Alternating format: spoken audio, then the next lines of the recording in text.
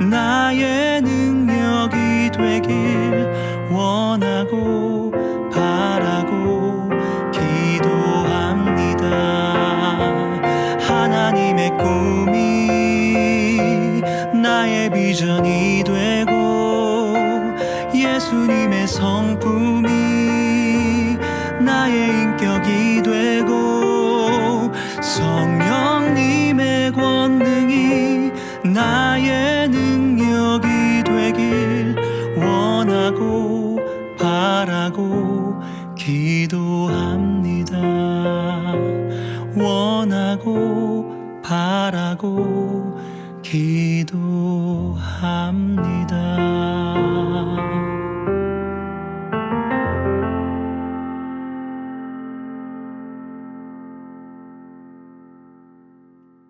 함께 기도하시겠습니다.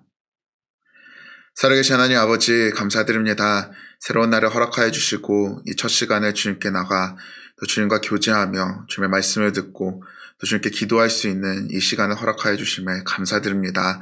하나님 아버지, 이 시간 우리 각자 예배드리는 자리 가운데 성령이 임하여 주시옵시고 정말 진정으로 주님을 만나는 시간 될 수 있도록 주님 은혜를 베풀어 주시옵소서. 감사드리며 예수님의 이름으로 기도드렸습니다. 아멘. 오늘 우리에게 주신 하나님의 말씀은 사도행전 24장 1절부터 9절 말씀입니다.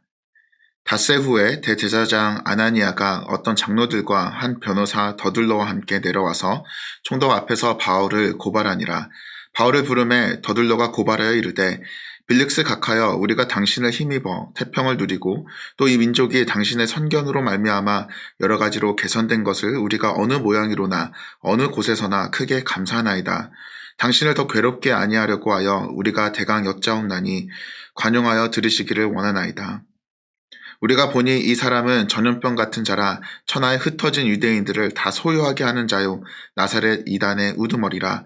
그가 또 성전을 더럽게 하려 함으로 우리가 잡아싸우니 당신이 친히 그를 신문하시면 우리가 고발하는 이 모든 일을 아실 수 있나이다 하니 유대인들도 이에 참가하여 이 말이 옳다 주장하니라. 아멘. 고난을 견디기란 쉽지 않지만 그 고난이 언제 끝날 줄 안다면 조금이나 더 인내할 수 있는 힘을 얻을 수 있습니다. 군인들이 저녁 날짜를 알고 있어서 버틸 수 있는 것처럼 말입니다. 그러나 우리가 만나는 고난들은 대부분 끝이 정해져 있지 않습니다. 기약 없는 시간을 인내하며 버틸 수밖에 없어서 그 고난이 더욱 무겁게 우리에게 느껴집니다. 오늘 본문에는 기약 없는 고난의 시간을 보내고 있는 사도 바울을 보게 됩니다. 그는 유대인들의 고발로 인하여 가이사랴에 도착하여 재판을 받고 있었습니다. 지금까지 바울은 얼마나 많은 고난의 시간을 경험했나요? 사역을 하는 매 순간마다 그는 긴장을 하고 인내를 해야 했습니다. 어쩌면 이번 재판으로 그는 무죄를 받을 것을 기대하고 조금이나마 안식의 시간을 보낼 수 있을 것이라 생각했었는지도 모릅니다. 그러나 사도 바울은 또 다른 기다림과 끊임없는 공격을 맞이했습니다. 우선 재판이 시작하기도 전에 그는 닷새 동안 기다려야 했습니다. 그가 재판에서 상대할 유대인의 대표자들이 도착하기까지의 시간이었습니다. 아나니아, 그리고 장로들, 그리고 한 변호사였던 더둘로가 그에게 도착했습니다.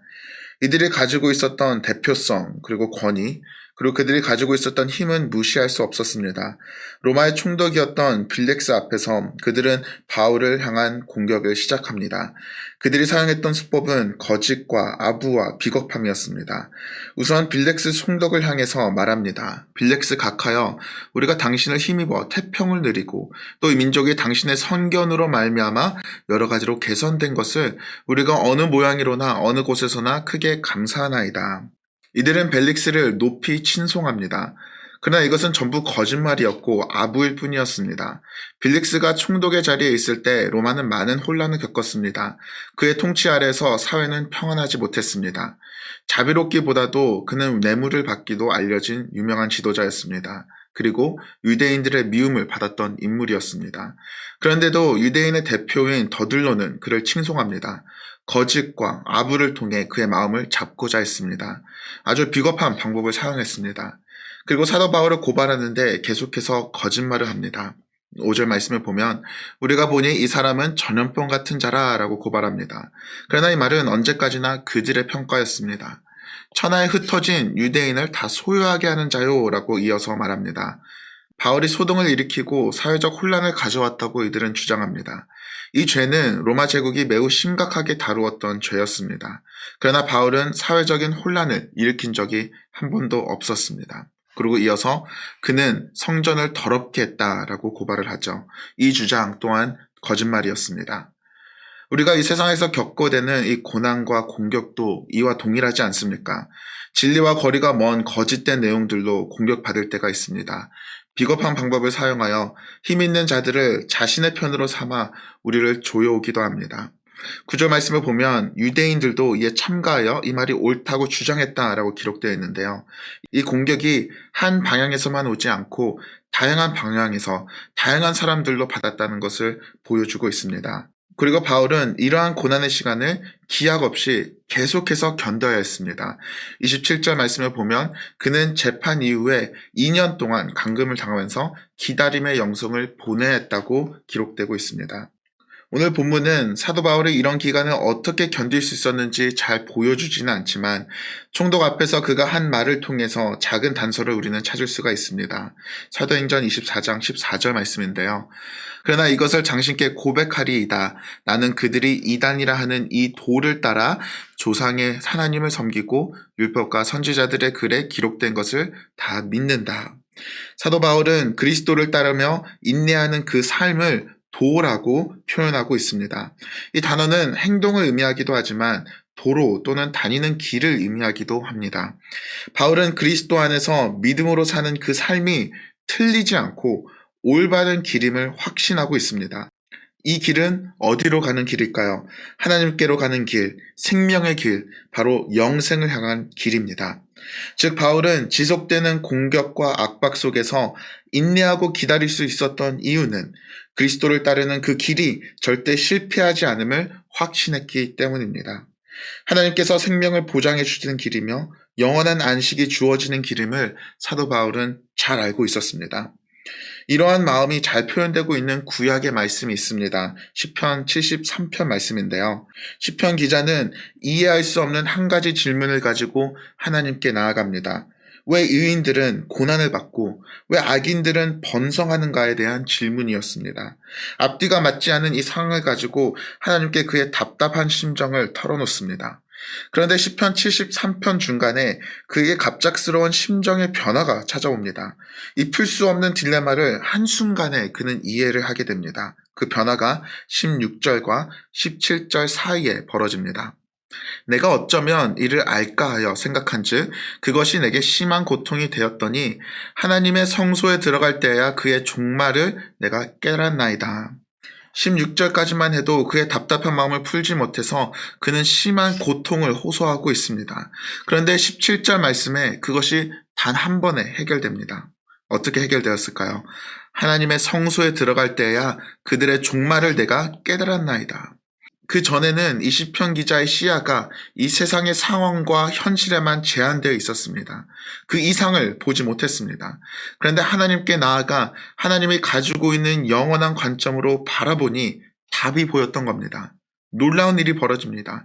지금까지 감춰져 있던 끝이 그에게 보이게 된 겁니다.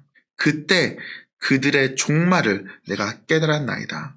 여기서 그들은 과연 누구일까요? 이들은 악인들과 의인들을 말합니다. 악인들이 어떻게 될지, 의인들이 어떻게 될지, 그들이 어떤 길을 걷고 있는지 시편 기자는 명확하게 알게 되었습니다. 사랑하는 성도 여러분, 오늘 본문의 사도 바울처럼 그리고 시편 73편의 시편 기자처럼 여러분들은 그리스도를 따라가는 그 길에 대한 확신이 있으신가요? 이 세상을 뛰어넘는 영원한 시야를 여러분들을 가지고 있으신가요? 이 길이 생명의 길이고 영생의 길이며 하나님께로 가는 영혼의 안식의 길임을 여러분은 확신하고 있으신가요? 그 확신이 있을 때 비로소 우리는 기약 없는 시간을 보내는 것이 아니라 하나님께서 정하신 하나님의 시간을 우리는 살아가게 됩니다. 사랑하는 여러분, 그리스도인들은 인내할 수 있습니다. 문제를 해결할 수 있는 힘이 있어서가 아니라 내 자신 안에 인내할 수 있는 능력이 있어서도 아니라 예수 그리스도의 생명이 우리 안에 있기 때문입니다. 그리스도를 따라가는 길, 그 길만이 진정한 생명의 길임을 우리는 기억해야 합니다. 그 확신을 가지고 믿음으로 인내하시는 여러분 되시길 주님의 이름으로 축복합니다. 함께 기도하시겠습니다. 살아계신 하나님 아버지, 때로는 우리가 만나는 그 고난이 끝이 어딘지 몰라서, 그리고 언제 이 고난이 끝날 줄 몰라서 참 어렵고 힘들고 또 인내하기가 정말 지친 것을 우리가 경험하게 됩니다. 그러나 주님, 우리가 걸어가는 이 길은 절대 헛된 길이 아니며 예수 그리스도를 따라가는 그 길만이 생명임을 우리는 알고 또 고백합니다. 주님 아버지, 우리가 영원한 관점을 가지고 살아갈 수 있게 하여 주시옵시고, 예수 그리스도에게만 희망을 가지고 우리가 인내하며 걸어갈 수 있도록 주님 우리에게 힘을 허락하여 주옵소서. 세상이 우리를 공격해 올 때, 세상의 유혹들이 우리를 엄습해 올 때, 하나님, 우리가 주님에만 소망을 가지고 살아갈 수 있도록 주님 도와주시옵소서. 감사드리며 예수님의 이름으로 기도드렸습니다. 아멘. 이 시간 주신 말씀을 생각하며 기도하시겠습니다.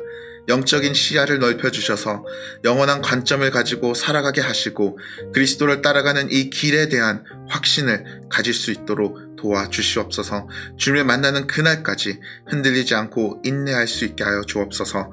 우리 자신을 위해 2분 동안 함께 기도하시겠습니다.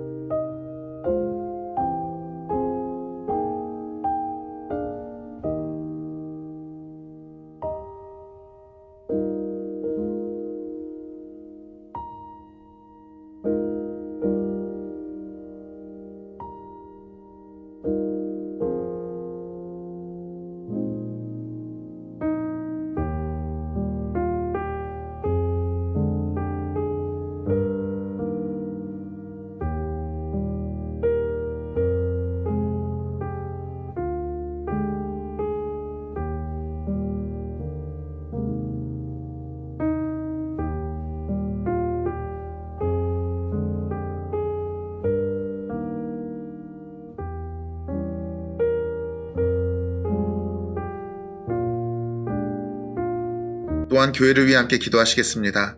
믿음으로 인내하기 위해서는 진리의 말씀이 필요합니다. 어둡고 거짓된 이 세상에서 진리의 말씀을 온전히 선포하는 교회가 되게 하시고, 말씀을 선포하는 담임 목사님과 교육자들에게 성령의 능력을 부어 주옵소서. 오늘 은수저 말씀이 영육간에 회복되고 치료되는 시간이 되게 하여 주옵소서. 우리 교회를 위해 2분 동안 함께 기도하시겠습니다.